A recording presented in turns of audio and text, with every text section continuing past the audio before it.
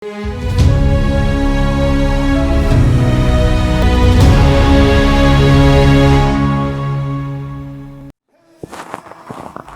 दोस्तों, राजनीति की बातों में एक बार फिर से आपका स्वागत है।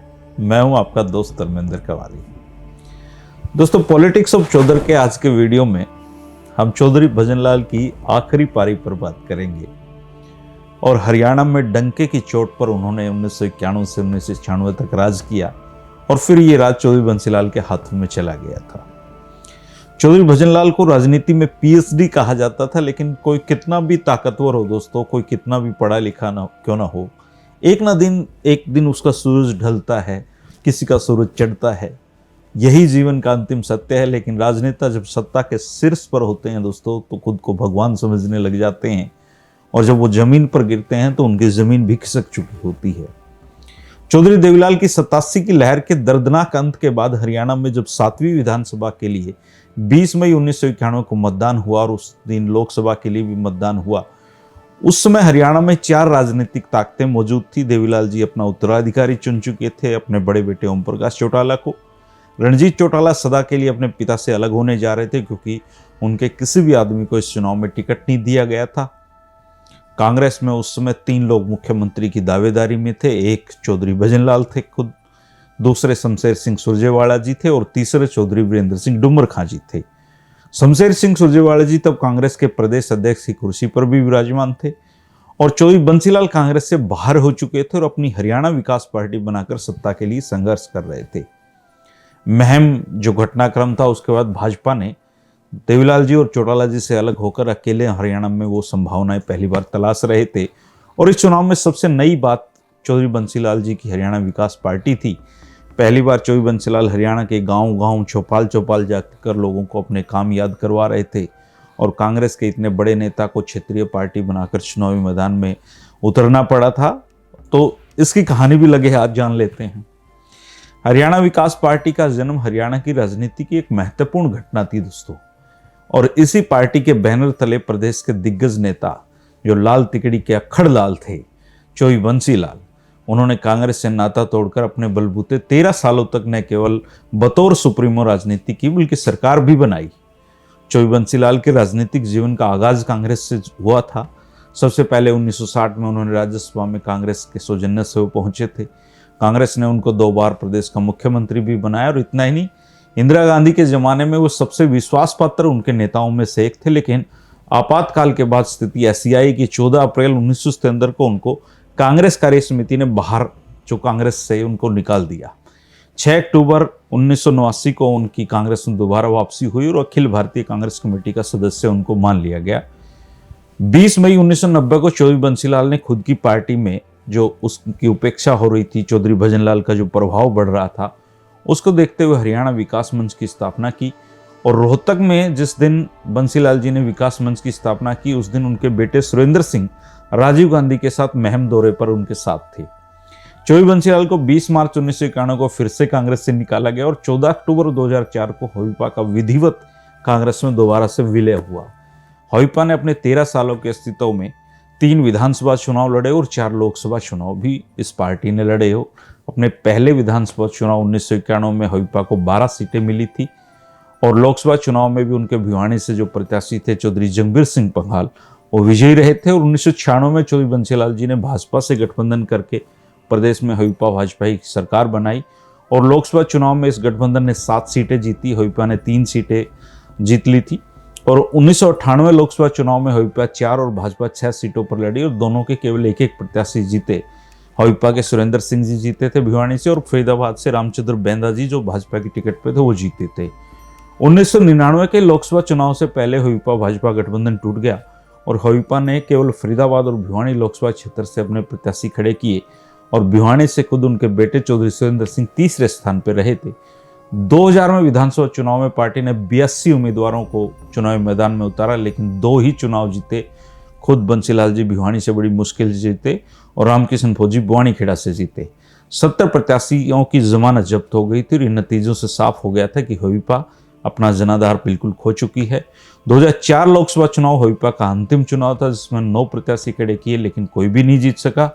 मत प्रतिशत जरूर 6.88% रहा और इस समय बिंदु पर 77 साल के चौधरी बंसीलाल को ये बखूबी एहसास हो गया था कि अब उनके राजनीतिक जीवन का अंत हो गया है और अपने बेटे चौधरी सुरेंद्र सिंह के भविष्य के लिए हईपा से अलग कुछ सोचना पड़ेगा। 14 अक्टूबर 2004 को कांग्रेस मुख्यालय 24 अकबरपुर रोड उन्होंने पत्रकार सम्मेलन में हरियाणा प्रदेश कांग्रेस अध्यक्ष चौधरी भजनलाल और कांग्रेस महासचिव जनार्दन द्विवेदी की उपस्थिति में उनके बेटे सुरेंद्र सिंह ने हईपा के कांग्रेस में विलय की घोषणा कर दी। बाद में चौधरी सुरेंद्र सिंह कांग्रेस अध्यक्ष सोनिया गांधी से भी मिले और चौधरी बंसीलाल ने इस पूरे घटनाक्रम से खुद को बिल्कुल दूर रखा, क्योंकि वो नहीं चाहते थे कि हरियाणा के लोग उनको चौधरी भजनलाल के साथ खड़ा देखें। और अब लौटते हैं वापस 1991 के चुनाव पर। 1991 में कांग्रेसी सरकार बनने की प्रबल संभावनाएं थी, क्योंकि जनता 4 साल के देवीलाल चौटाला जी के शासन से त्रस्त हो गई थी। चुनावी नतीजे भी उम्मीद के मुताबिक आए। कांग्रेस को 33% मतों के साथ 51 सीटें मिली और जनता पार्टी, जो देवीलाल चौटाला जी की पार्टी थी, 22% मतों के साथ दूसरे स्थान पर रही, उसको 16 सीटें मिले। बंसीलाल जी की हईपा को 12.54% मत मिले और 12 सीटें हासिल हुई। भाजपा का मत प्रतिशत 9.43% था, लेकिन 2 सीटें मिली और 5 निर्दलीय प्रत्याशी भी विजयी रहे। देवीलाल जी का ऐतिहासिक 85 सीटों से 16 सीटों पर सिमटना इस बात का जीता जागता प्रमाण था कि प्रदेश की जनता अब चौधरी देवीलाल से भी नाराज थी। और यदि मतदान के अगले दिन 21 मई को राजीव गांधी जी की हत्या नहीं हुई होती तो चौधरी बीरेंद्र सिंह हरियाणा के मुख्यमंत्री के रूप में ताजपोशी होना उनका निश्चित था। लेकिन राजीव जी की मौत ने तमाम स्पष्टीकरण बदल दिए, समीकरण बदल दिए। चौधरी बीरेंद्र सिंह जी ने अपना आका खो दिया और इसी के साथ उनके मुख्यमंत्री बनने की संभावनाओं पर भी बड़ा सवालिया निशान लग गया। अब उनका साधन संपन्न तिकड़मी चौधरी भजनलाल से पार पाना नामुमकिन था। चौधरी बीरेंद्र सिंह ने कोशिश भी की। उन्होंने अपने समर्थक विधायकों को फरीदाबाद के विधायक जो एसी चौधरी जी थे उनकी निगरानी में हरियाणा भवन में रखा और बीरेंद्र सिंह जी को पूरा यकीन था कि जिन लोगों ने उनको टिकट दिलाई है वो उनके साथ रहेंगे। लेकिन उनके कथित भरोसेमंद जो विधायक थे वो धीरे धीरे करके चौधरी भजनलाल के खेमे में जा मिले और कांग्रेस प्रत्याशियों के चयन में चौधरी बीरेंद्र सिंह जी की चली थी, ये सच्चाई है। भजनलाल जी उस कमेटी तक में नहीं थे जिसमें उम्मीदवारों को चयन करना था और इस तरह से चौधरी भजनलाल ने राजीव गांधी के करीबी लोगों के जरिए उनका आशीर्वाद प्राप्त करने की बहुत कोशिशें की। राजीव गांधी के बेहद करीबी अर्जुन सिंह और फोतेदार से भी वो मिले, लेकिन कोई पॉजिटिव परिणाम चुनाव से पहले उनको नहीं मिले। और ये कहा जाता है कि जब चौधरी भजनलाल अर्जुन सिंह से मिलने उनके घर पे गए तो अर्जुन सिंह जी ने उनको कोई तरजीह नहीं दी और मिलने से पहले उनको घंटों इंतजार करवाया। कमज़ोर पड़ रहे चौधरी भजनलाल के पास अपमानित होने के अलावा कोई चारा नहीं था और असल में दरबारी राजा के मूड के अनुसार व्यवहार करते हैं दोस्तों।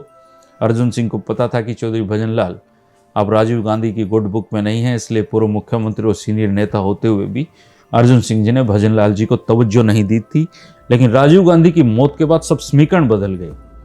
राजीव गांधी से निराश होकर चौधरी भजनलाल ने अब एक चाल चली कि चुनाव प्रचार की शुरुआत में ही उन्होंने चौधरी बीरेंद्र सिंह के आशीर्वाद से जिन जिन लोगों को टिकट मिली थी उनको फंडिंग करना शुरू कर दिया। और जैसे जैसे चुनाव प्रचार गति पकड़ता गया चौधरी भजनलाल भी पैसे के बूते पर इन उम्मीदवारों पर अपनी पकड़ मजबूत करते रहे। पॉलिटिकल ट्रेडिंग में महारत हासिल चौधरी भजनलाल ने मतदान वाले दिन ये ऐलान किया था कि कांग्रेस 51 सीटें जीतेगी और दोस्तों प्रदेश में वही हुआ। एक कम ना एक ज़्यादा 51 सीटें कांग्रेस ने जीती और 23 मई को विधायक दल के नेता चुनने के समय बैठक में रात 3 बजे चौधरी भजनलाल के साथ 24 विधायक थे, बीरेंद्र सिंह जी के साथ 27 विधायक थे। लेकिन बाद में 19 विधायक चौधरी भजनलाल के पाले में जाकर खड़े हो गए और चौधरी बीरेंद्र सिंह के खेमे में उनके समेत केवल 8 विधायक रह गए। चौधरी भजनलाल के समर्थक विधायकों की संख्या 43 हो गई और ये खेल भजनलाल जी ने शुरू किया था। राजीव गांधी उन्हें मुख्यमंत्री नहीं बनाएंगे, उनको पता था, इसलिए उन्होंने सारे वैकल्पिक प्रबंध करने शुरू कर दिए थे और कांग्रेस उम्मीदवार भी इस बात को बखूबी जानते थे कि चौधरी भजनलाल वर्तमान और भविष्य में उनके लिए क्या क्या कर सकते हैं। चौधरी भजनलाल 80 के दशक में अपने समर्थकों को कैसे मालामाल बनाया था ये सब लोग अच्छी तरीके से जानते थे और माल जो जमीर पर भारी पड़ा, अधिकतर विधायक चौधरी भजनलाल के नागपास में जकड़े गए।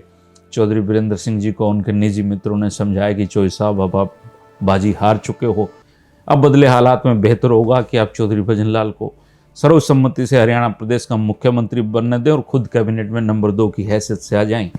दूसरी ओर चौधरी भजनलाल से भी आग्रह किया गया कि चौधरी बीरेंद्र सिंह जी को सम्मानजनक तरीके से सहयोग मांगने की औपचारिकता निभाएं।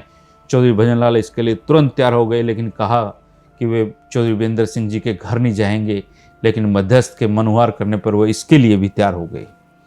नई दिल्ली के राव तुलाराम मार्ग पर चौधरी वीरेंद्र सिंह डुमरखा के आवास पर दोनों नेताओं की वार्ता हुई। चौधरी वीरेंद्र सिंह इस बात पर सहमत हो गए कि विधायक दल के नेता का चुनाव नहीं लड़ेंगे और नेता पद के लिए चौधरी भजनलाल के नाम का प्रस्ताव भी वे ही रखेंगे। लेकिन अगले दिन चंडीगढ़ में विधायक दल की बैठक हुई तो चौधरी वीरेंद्र सिंह जी का आत्मसम्मान जाग उठा और उन्होंने चुनाव की मांग कर डाली।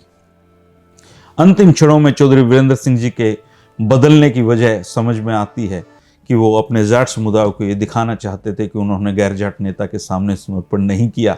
ऐसा करने से निश्चित ही जाट समुदाय को चौधरी वीरेंद्र सिंह जी की हरकत नागवार गुजरती, अन्यथा प्रजा सामने देखते हुए चुनाव लड़ने का दुस्साहस ही नहीं करते। चौधरी वीरेंद्र सिंह जो चुनाव लड़ने का यह खामियाजा उठाना पड़ा और चौधरी भजनलाल ने उनको अपने मंत्रिमंडल में दूसरे की बजाय चौथे स्थान पर रखा। दूसरे स्थान पर चौधरी भजनलाल ने शमशेर सिंह सुरजेवाला को और तीसरे स्थान पर सरदार हरपाल सिंह को जगह दी। मुख्यमंत्री की कुर्सी के संघर्ष में चौधरी वीरेंद्र सिंह के राजनीतिक शत्रु शमशेर सिंह सुरजेवाला तब चौधरी भजनलाल जी के साथ होते थे और जल्दी मुख्यमंत्री भजनलाल ने प्रधानमंत्री पीवी नरसिम्हा राव और तत्कालीन कांग्रेस अध्यक्ष सीताराम केसरी को भी अपने रंग में ले लिया। कालांतर में राव के लिए तो चौधरी भजनलाल संकट मोचक हो गए और भजनलाल जी ने राव की अल्पमत सरकार की समय समय पर बहुमत जुटाकर रक्षा की। राव साहब और केसरी भजनलाल जी की प्रतिभा के कायल थे, उनकी अहमियत से वो बखूबी वाकिफ थे, इसलिए चौधरी भजनलाल ने अगले 5 सालों तक हरियाणा में डंके की चोट पर राज किया। उनका कोई प्रतिद्वंदी सामने नहीं आया और इन 5 वर्षों में भजनलाल के सामने कोई ताकतवर चुनौती नहीं थी, कोई नेता नहीं था और विपक्ष में बंसीलाल कांग्रेस में अपना भविष्य न देखते हुए चुनाव से पहले कांग्रेस को अलविदा तो कह ही चुके थे। वीरेंद्र सिंह ने भी एक तरह से भजनलाल जी को अपना नेता मान लिया था। हाँ, भूपेंद्र सिंह हुड्डा ने उस समय भजनलाल के विरोध की थोड़ी बहुत शुरुआत की थी, जो 2005 में उनको मुख्यमंत्री की कुर्सी तक लेकर गई और अपनी इस तीसरी पारी में चौधरी भजनलाल ने चुनावी राजनीति की दृष्टि से युवा हो चुके विधानसभा क्षेत्र में उपचुनाव हुआ और भजनलाल ने अपने बड़े बेटे 27 साल के जो चंद्रमोहन थे और कुलदीप थे उनको राजनीति में सक्रिय कर दिया। 1992 में कालका में चंद्रमोहन को वहाँ से विधायक चुनवाया। छोटे जो बेटे थे कुलदीप बिश्नोई, वो 25 साल के नहीं हुए थे।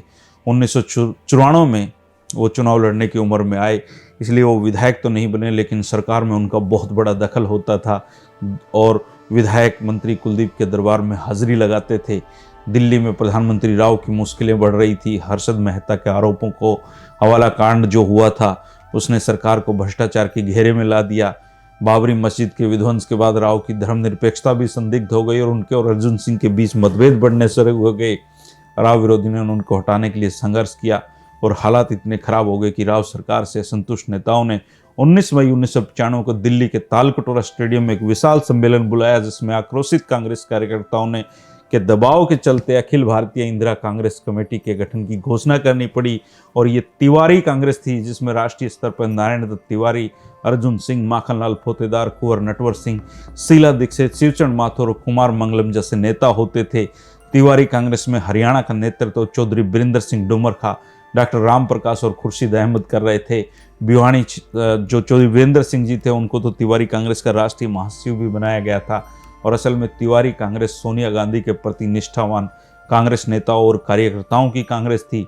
और इसके बाद दोस्तों 1996 के चुनाव आते हैं, हवीपा की प्रदेश में सरकार बनती है, लेकिन चौधरी बंसीलाल इतने कमज़ोर मुख्यमंत्री इस सरकार में बने और उनका जो एक छवि थी उसको बहुत नुकसान 1996 से 1999 के उनके शासनकाल में पहुंचाया। उस दौर की राजनीतिक घटनाओं को हम कल जानेंगे दोस्तों।